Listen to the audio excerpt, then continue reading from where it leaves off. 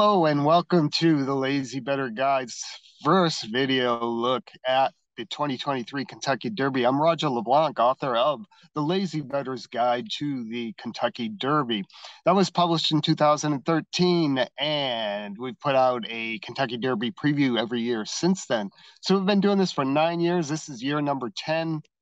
Our top pick has produced 5 winners and 3 second-place finishers. So we've done pretty well using the standards in the Lazy Bettor's Guide to the Kentucky Derby to put our readers onto winners and live horses in the Kentucky Derby. Last year we had Epicenter, and like most people, we got blown up by the Rich Strike long shot catching us down in deep stretch. We're scheduled to have Mark Cramer with us today, and I think Mark's having some technical issues. He will hopefully join us here momentarily.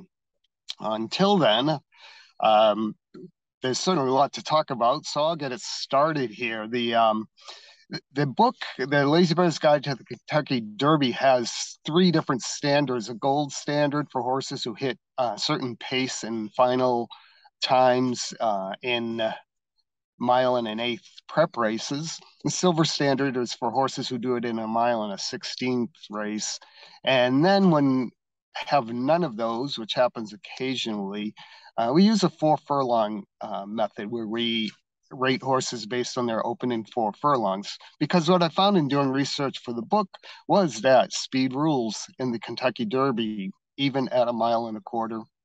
And especially since 2013, when Churchill Downs changed the rules for qualifying for the Derby and essentially eliminated sprinters and fillies from the race by not giving sprint races or filly races any points to qualify.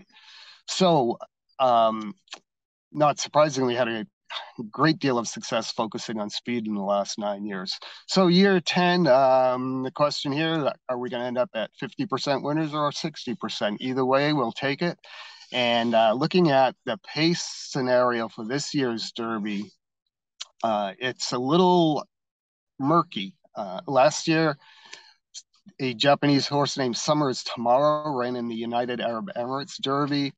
That horse was a sprinter, sprinted to the lead in that race, did not quite make it all the way to the wire in front. His connections came to the U.S. and made it pretty clear they were going to do the same thing. They were going to bolt to the lead and put the pedal to the metal for as long as Summer's Tomorrow would last. That produced an unusually wicked fast time for the early stages of the Kentucky Derby. Anything near that pace really just folded up, and that opened the door for a long shot closer like Rich Strike. This year, the pace scenario, we again have the United Arab Emirates Derby front runner in the race, and it is again a Japanese horse named Dermasogo Take. He looks a little more controlled on pace, though. I don't think we'll be seeing these horses fly out in 45 seconds and change like they did last year.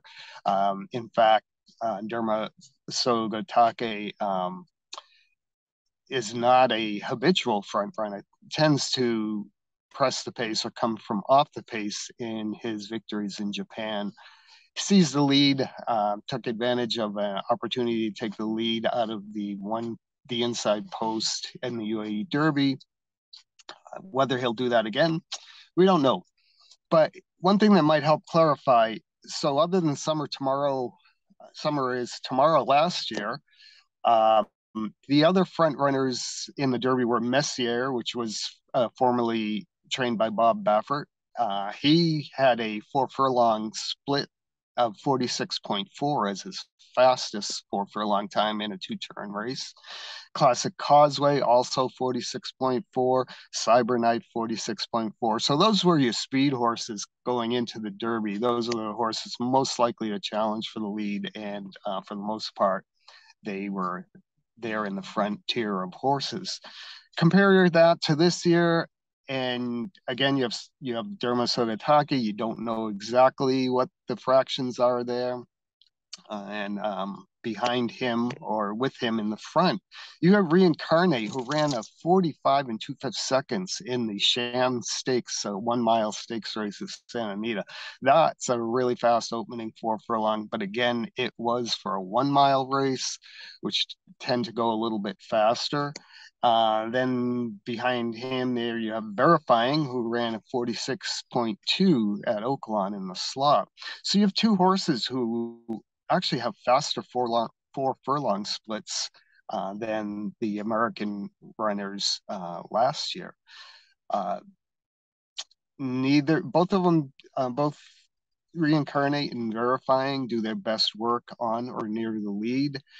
And while I don't think you'll have that crazy sprinter speed going out there really fast, I think the pace will be honest. That should give all horses, regardless of running style, a fair shot in this race. I don't think the pace will favor one running style or the other like it did last year.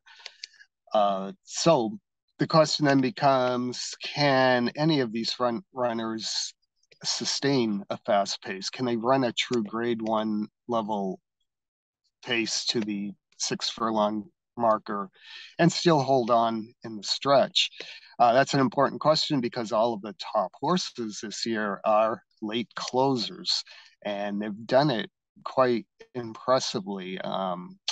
Forte, of course, is the morning line favorite, won the Fountain of Youth and the Florida Derby in the same fashion, coming from behind, putting in a strong late rally. And behind him, Angel of Empire did the same thing in the Arkansas Derby. Tapit Trice did it in the Tampa Bay Derby and the Bluegrass.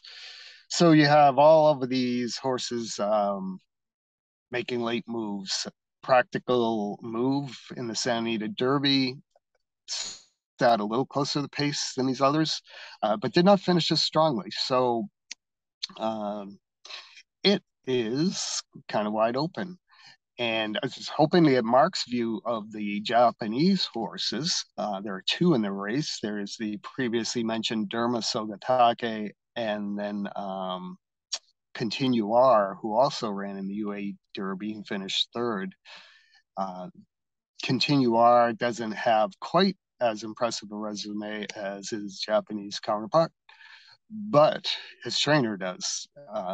His trainer has won not only in the UAE, but has taken top races in Australia and the US and the Breeders' Cup.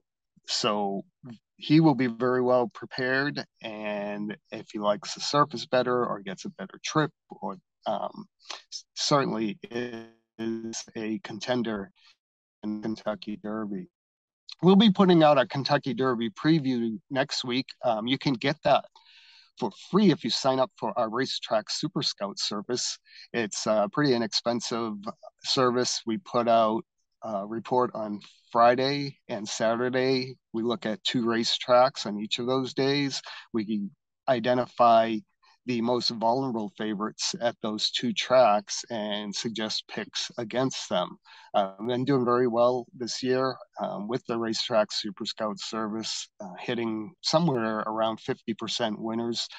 Most of those races, we make a 2-horse bet, which allows us to be up there around 50% and positive ROI on those. So I don't want to steal too much thunder from Mark. I think he's leaning towards one or both of the Japanese horses in the Derby. All right, so lazybettorusa.com, that's our website. Like I said, we'll be having the Kentucky Derby preview up there for sale, unless you sign up for RTSS. We have various subscription levels. You can go subscribe anywhere from 1 month to 1 year. And we also get a free copy of the ebook of the Lazy Bettor Guide to the Kentucky Derby with the RTSS subscription. And as far as other horses that I find interesting here, we don't have any gold standard horses from from that book. We also don't have any silver standard horses.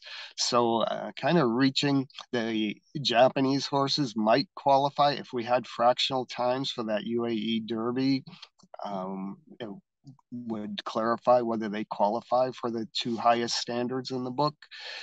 I'm going to assume that the winner, Dermot Sogatake, did qualify.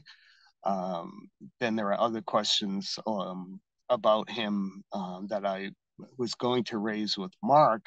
Mark lives in Paris. He follows international racing probably more closely than most American-based commentators. So we're hoping to get his view on that. The one horse that kind of intrigues me, and we'll be putting a video out on YouTube. Our YouTube channel is Instant Value Handicapping, and we'll be putting videos out on the major prep races. And one that will go out first is the Louisiana Derby. That was won by Kingsbarn, a very lightly raced horse. He only has 3 races coming into the Derby. He's undefeated. Last year, I put out an article on undefeated horses in the Derby. Their record is not very good. Most of them are lightly raced. Most have not met difficult competition, which is why they're undefeated. And so the Kentucky Derby is a huge step up. And that's what Kingsbarn faces. He does not have fast fractional times in the early stages of races. It's questionable how many horses of quality is raced. But if you look at a replay of the Louisiana Derby, he gets the lead. He gets very soft fractions, so you'd expect him to have a lot left in the stretch, and he did. But the way he did it really impressed me. If you watch as he comes around that final turn and is finally asked to kick in, he travels a straight line all the way. He holds the turn and never varies from his path. This is a horse who was well within himself, and he came home the final 3/16 in, I believe it was 18.6 seconds, something along those lines, which means he was doing the final furlongs in 12 and a fifth seconds. He was just cranking them out pretty quickly. So there's no way to know if he can still do that against a fast pace or even an honest pace in the Derby. But he certainly looks like a horse who will have no trouble coming home fast. He's not quite as highly regarded odds-wise as Forte and Angel of Empire and Tapit Trice, probably be higher odds also than Practical Move. But he does have quite a turn of foot. He broke alertly in that race too, which is a good sign. He does not have starting gate trouble like Tapit Trice or Magey, and so it's got potential. A little bit iffy, but the price is nice on him. And it'll be a while before I make my final selections. We'll be going through replays again and doing more research on the foreign shippers. So I think we're going to give up on Mark for today. Hopefully we'll get another shot to talk to him in the coming week. So hit like, hit subscribe. We track down Mark. We'll get him on here and get a deeper look into all of the horses and what he considers the top contenders. So thank you for watching, and keep an eye out for our video reviews of the major prep races, which will be coming up this week also. And go to lazybettorusa.com, sign up for the Racetrack Super Scout, or buy a copy of the Lazy Bettor's Guide to the Kentucky Derby, or my other book, The Punter's Tale, A Bettor's Quest for Racetrack Profits, which is what most of our Racetrack Super Scout selections are based on. All right, this is Roger LeBlanc for Kyle Schaefer at Lazy Bettor Guides. Thank you for watching, and we'll see you real soon. Bye-bye.